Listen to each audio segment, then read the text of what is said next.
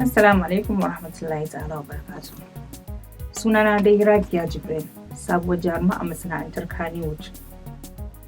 To dai alhamdulillah na shigo da yardar iyayena da kuma sanya albarkarsu.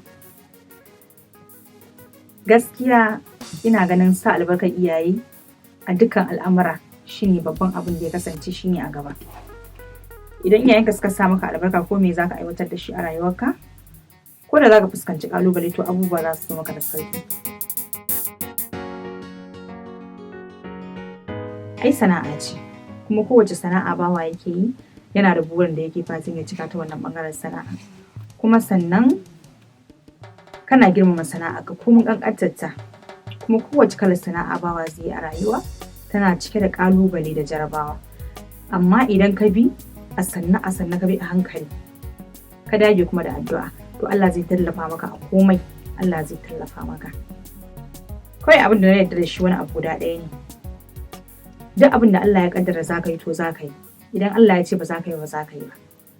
Duk yadda ka so da san abin ba za ka yi shi idan Allah bai amince maka ba. Idan kuma Allah ya dan maka za ka yi za ka yi. Kawai na yarda da idan abu rabona ne zan samu, idan ba rabona bane kuma ba zan samu ba. Idan har na ga abu ba rabona bane nakan haƙura da shi. Saboda tun farko da ina neman zaɓin Allah, idan abin nan alkhairi ne Allah ka tabbatar min, idan babu alkhairi Allah kai min sauki na alkhairi.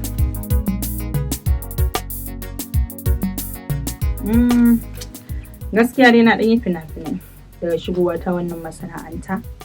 Kamar fim ɗin da na fara yi akwai wani fim So Sirrin Zuciya, sannan na zo na yi wani fim mai suna Munir, sannan daga nan na zo na yi wani fim Ya Mace, na zo na yi Madafar Ƙauna.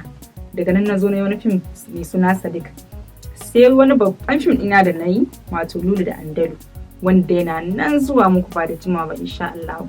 Sai kuma wanda muke yi a yanzu wato Dan Jarida. To dai alhamdulillah duk da kasancewa ba da shigowa wannan masana'antar ba, amma kamar dai yadda na faɗa ne a baya, ita sana'a duk yadda ka ɗauke ta haka za ta ɗauke ka. Ina son abin kuma iyayena sun yarda min dan an samu albarka, kuma sannan na ɗauki abin da muhimmanci. Alhamdulillah al'amura suna tafiyan mu yadda ya kamata.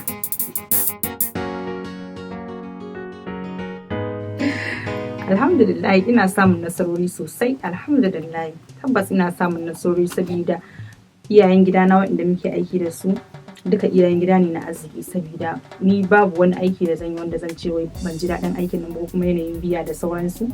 Gaskiya alhamdulillah ina samun nasarori, kuma ina samun dai yan tallace-tallace, gaskiya.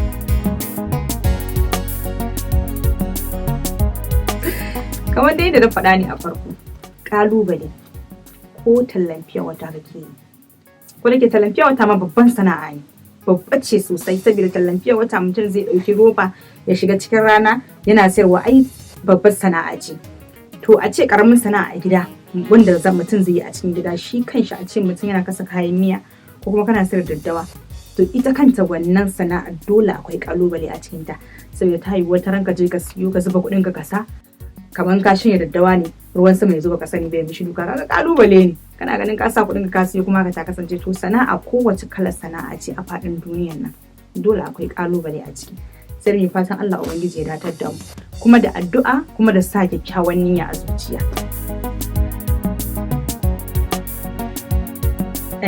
Allah kaɗai ya san me zai faru gaba, amma dai to alhamdulillah ina da burika tabbas. Sai dai fatan Allah ubangiji ya tabbatar min da burika na alkhairi.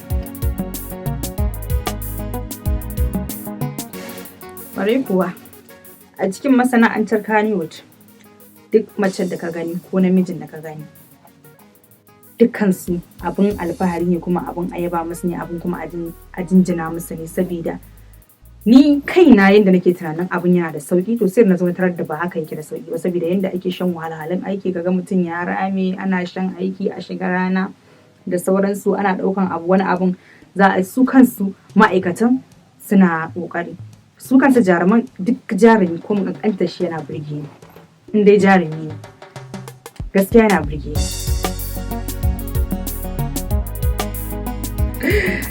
Gaskiya budurwa ne. Yawanci role ɗina duka budurwa ne ke fitowa duka dai haka, amma ina taka rawa gaskiya ka, saboda kamar fim ɗin Lulu da Andalu, wani fim ne mai tarihi, fim ne na musamman gaskiya. Na taka rawa kala biyu ne ma a fim ɗin, kamar tunda akwai aljana da take shiga jikina, zan fito a siffata ta mutum kuma zan fito a siffa aljana. Sannan a wannan fim da muke yi ɗan jarida shi kuma na fito a Zubi Acid. To ita Zubi gaskiya kamar criminal ce, shu'uman mace ce. To na fito a wannan role ɗin shi ma. Shi ne dai. Gaskiya dai shawarar da nake da ita wanda zan ba irin wa'innan matan, gaskiya mata suna kuskure. Irin wa'innan matan suna kuskure saboda kusan su ne suke ba da kofar da ake samun wasu maganganu haka akan yan industry, saboda yarinya ce za ta baro iyayenta ko kuma a'a daga mata faɗa daga gida za ta fito ta baro gida, iyayenta suna neman ta ba sai inda take ba, yarinya sai ta wuce ta fiye ta faɗa nan ta faɗa nan ta faɗa nan. Wata za ga ta so nawa ana ganin matan da za su tarkato kayan nasu suna cewa su da wancan suke so su haɗu wannan jarumi. To in ana samun irin wannan matsalar, to kuma daga nan dole akwai gurɓatattu, ko ina ka je akwai nagari akwai gurɓatattu. Za ka ga wanda ba ma a cikin sabbin fim ɗin suke ba, su za su riƙe su ce musu aika zaka, daga nan dai a yaudari yarinya, abubuwa dai su ta faruwa. Dan idan aka rayuwa wasu 'ya'ya matan abin tausayi dan sai kayi kuka. Su kuma iyaye, shawarar da nake so na ba iyaye, kawai idan Allah ya jarabce ka da ɗa, ka yi haƙuri ka rungumi ƙaddara, saboda kafin Allah ya jarabce ka sai da ya jarabci annabinsa. To ka rungumi ƙaddara, duk ƙaddarar da Allah ya ɗauro maka akan ɗa, kar ka zafafa, ka dinga bi a sannu da addu'a, insha Allah komai zai zo ya daidaita. Amma in ka ce zaka tsawwala wa ɗa, Allah ya jarabce ka da ɗa da irin rashin jin shi, ka ce zaka tsawwala wa ɗa a wannan gaba, shi kuma a gaban yake jin cewa shi kuma a nan shi ɗan yake tunzura shi ya aikata kaza har a zo a aikata abin da za a zo ana ta dana sani. Duk irin shi ne, irin wa'innan yaran da suke kwasowa su zo ba. To na ɗaya dan Allah, ya mace fa ko namiji ne a wannan zamanin ba gurin kwana, abin tashin hankali ne ya mace ta taho ta bar gidansu ba gurin kwana. Abin da kuɗin da in mata tora kuɗi a cikin da to zai zo ya ƙare. To dan Allah wani hali ya mace za ta shiga?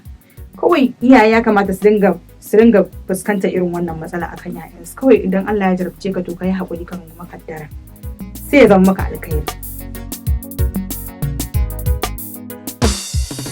Gaskiya shawara ta akan wannan shi ne, komai lokaci ne. Idan Allah ya bamu wasu lokaci suka yi amfani da lokacinsu, idan Allah ya kawo wasu sai a yi kokari su ma a taimaka musu, domin duk wani dan adam yana da kalan nashi baiwa. Da zarar an gane baiwa ka zaga kowa ya dawo kanka. Ni shawar da zan iya badawa shine a dinga taimakawa yaran nan da suke zuwa, da a dinga taimakawa, ana ɗiban su ana zuba su, ko ya a dinga dai sa sun ana biyan su, ana sa su ana biyan su, ana sa su ana biyan su. Amma fa babban kalubalen shine ko an sa su ana biyan su, idan ba su da sana'a yi shi ma matsala ne. Dole sai kana hadawa da sana'a yi, tsakani fa da Allah kenan. Duk da cewa yanzu yanayin zamanin ma da ake ciki, rayuwa ta canza, yanzu yanayin fina-finai sun canza, yanzu an fi yin series film. To kuma za ga yanzu yawanci za ga ana zuba sababbin jarumai, a cikin aikin, ba lallai sai tsofaffin jaruman ba. Ko da ma ya kasance za a yi mix, a sa sababbi kuma a dan zuba tsofaffi, saboda dole sai an saka wa'innan tsofaffin da za su taimaka ma sababbin, sai a tashi gaba ɗaya.